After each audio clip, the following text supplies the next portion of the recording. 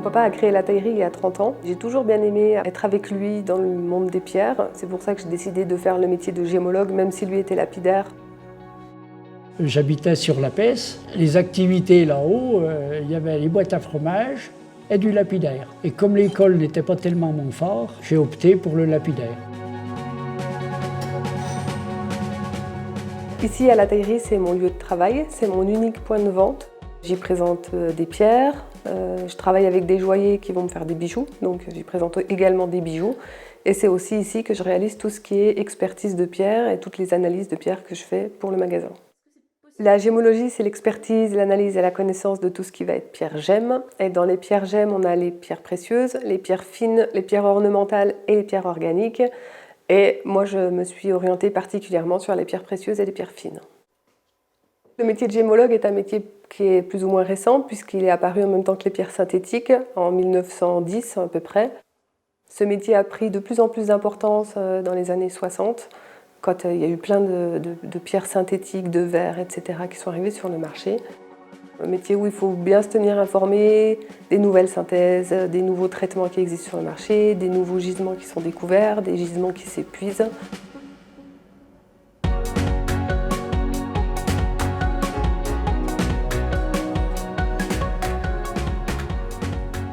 Le métier de lapidaire, c'est essentiellement de tailler les pierres, des pierres de toutes les couleurs. On taille saphir, rubis, émeraude, toutes les pierres qui existent, sauf le diamant.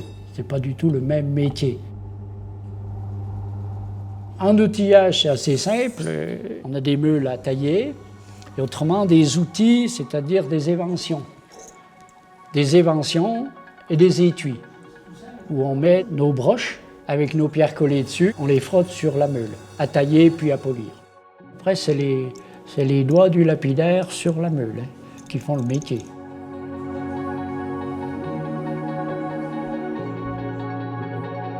Je vais utiliser beaucoup la loupe. C'est à la loupe qu'on voit le plus de choses, notamment entre une pierre synthétique et une pierre naturelle. Ça va être les inclusions.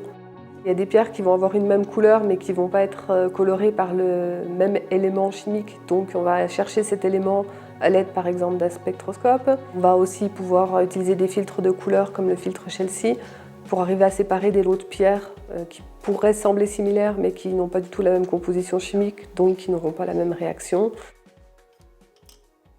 Le métier de lapidaire est un métier qui était traditionnel du Haut-Jura et qui a vraiment disparu un peu de la région au profit des pays producteurs qui maintenant taillent directement à la sortie des mines.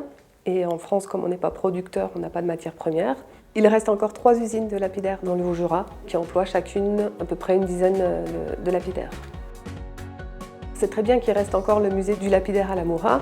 C'est un musée d'une part qui est très interactif et très intéressant.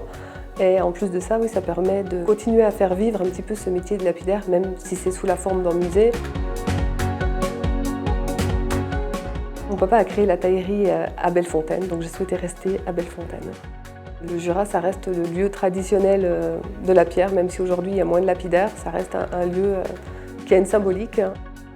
Je suis resté dans le Haut-Jura. J'avais la possibilité d'aller sur Paris pour progresser, pour me mettre à mon compte, puis non, je suis jurassien. Alors je suis resté dans mon secteur et je pense que j'ai bien fait.